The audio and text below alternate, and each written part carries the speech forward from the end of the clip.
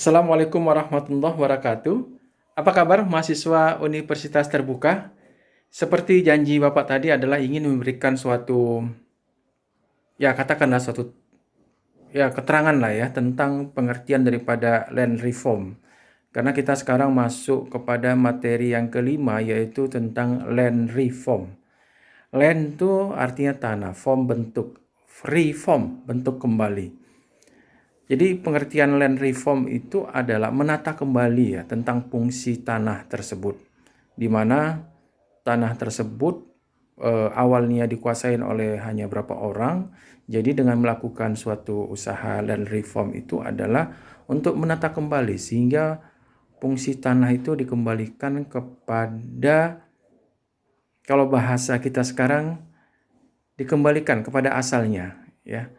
Karena begini, sebelum terbentuknya Undang-Undang Agraria nomor 5 tahun 1960, kita memakai hukum Belanda, itu ada yang namanya, dengan hukum Belanda itu tentunya lebih kepada mengeksploitasi ya daripada fungsi tanah tersebut. Contoh misalnya ada yang namakan hak eigendom.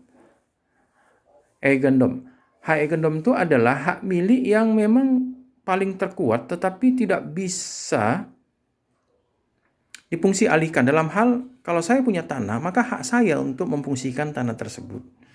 Dengan adanya Undang-Undang Pokok Agraria, Undang-Undang nomor 5 tahun 1960, dinyatakan pasal 6 bahwa tanah itu fungsi sosial. Artinya, tatkala tanah itu untuk kepentingan umum, untuk kepentingan masyarakat umum, maka ikhlas tidak ikhlas, kita harus bersedia tanah itu diberikan kepada untuk kepentingan umum, asalkan sesuai dengan ganti kerugian atau ganti untung ya, jangan ganti kerugian.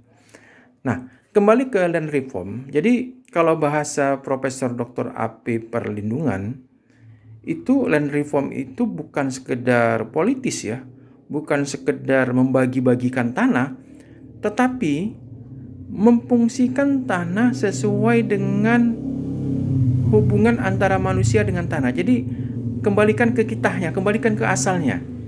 Ya, kita ketahui bahwa yang menguasai tanah itu bisa jadi ya, hanya ada berapa sekelompok. Dengan begitu, dengan ada land reform, menata kembali tanah itu. Ini tanah untuk petani, ini tanah untuk siapa ya. Sehingga jangan sampai antara orang yang memiliki tanah dengan tidak memiliki tanah itu perbedaan terlalu tinggi ya. Sehingga yang memiliki tanah itu hanya segelintir orang yang memegang. Yang lainnya hanya sebagai buruh tani.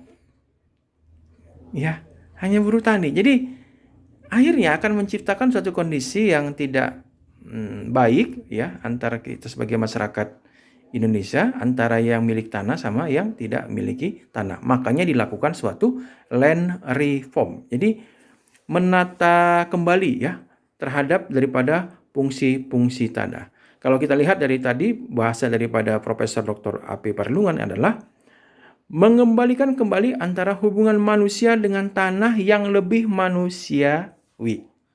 Jelas ya, ini hanya sebagai pengantar. Silakan lebih jelasnya baca di buku BMP dan buku-buku yang terkait dengan tanah.